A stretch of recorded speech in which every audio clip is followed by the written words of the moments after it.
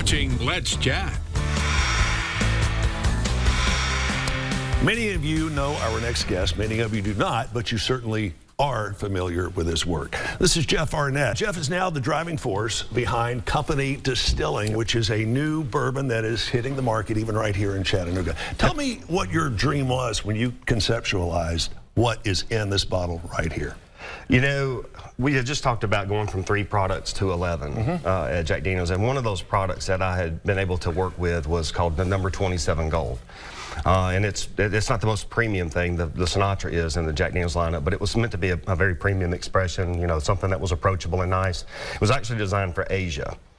So that kind of the look of it, the proof point, all of these things were largely determined for a market outside the U.S. And ultimately the product did get introduced into the U.S. But I began looking at it and I said, you know, if I knew that that's what we were going to do, if we were going to put it in the U.S. and maybe that would become its primary market, I probably would have done some things differently. So that kind of got re-envisioned into this product. Sure. I wanted something that was approachable but also complex. Something that was, you know, didn't really need a mixer in it, something you could drink neat at 90 proof that would be smooth. So whether you're a mature drinker who likes high character products, or if you're a new drinker who needs something that's approachable and softer, trying to bridge the gap. Because I've seen you cringe when people pour soft drinks into premium whiskey. Yeah, this is definitely meant to be a premium expression. Like I said, not that it can't make a great cocktail, right? But I would definitely say, you know, you want to use good ingredients with it and stuff like that, because this is a premium pour.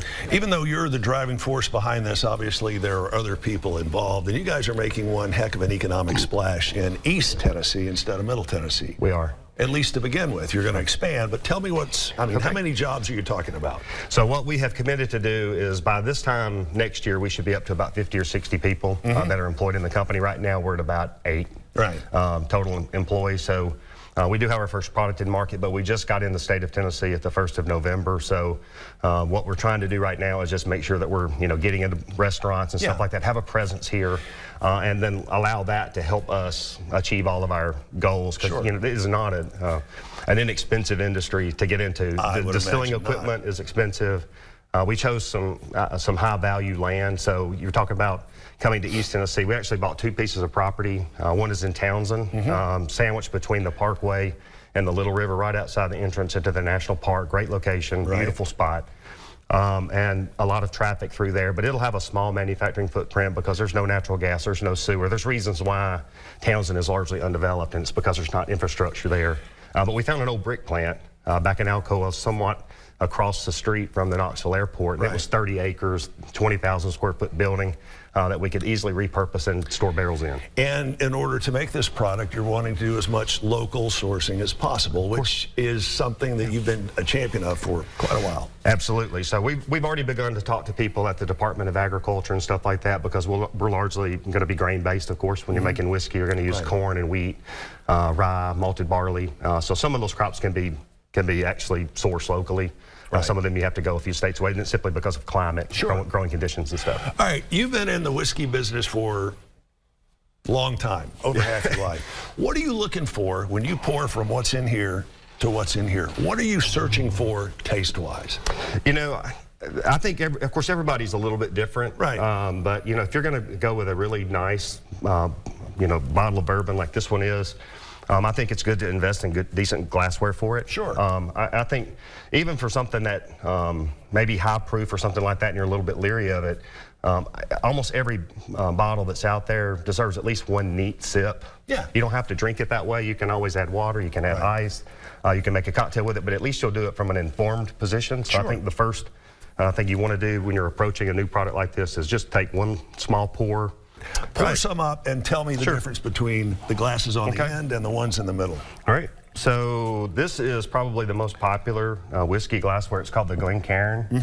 And this is sort of its, you know, newer counterpart, and it's called the neat glass. But if you look at the science behind, you know, what they're doing here.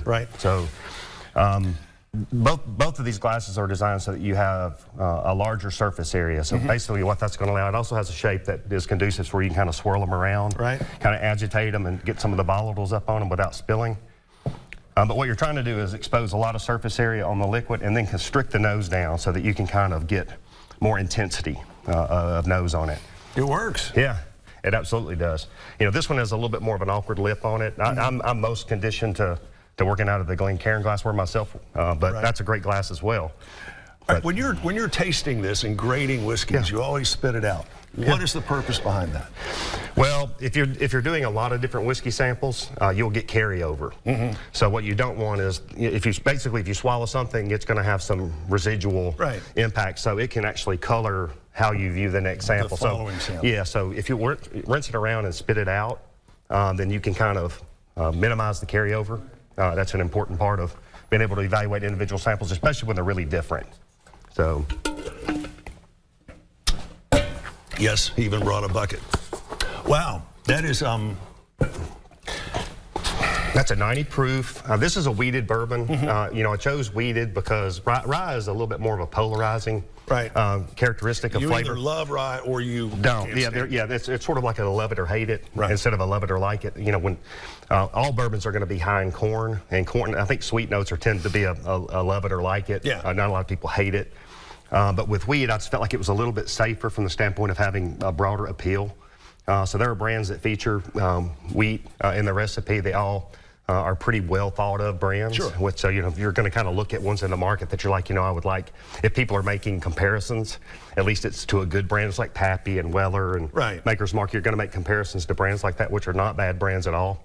Best of luck in the future. Wow, and cheers. You want to find out more about Jeff and about Company Distilling? The website's easy to find, companydistilling.com, right? Companydistilling.com, and there's a locator on there to find out where you can buy this product close to you. So there you have it. One more taste? Thank you, sir. How come we bring whiskey in here and my boss walks into the room like he did a minute ago?